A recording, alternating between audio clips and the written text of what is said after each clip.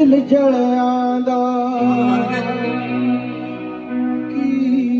जिथे रात पवे उठ सो जाइए रिश्ते होए जख्मां उते दस रसों की लाइए मिट्टी बन बन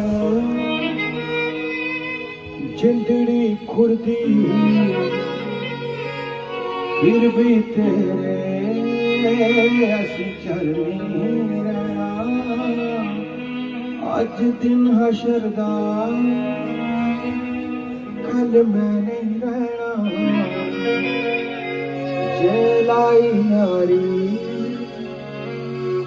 मुल मोड़ना पैना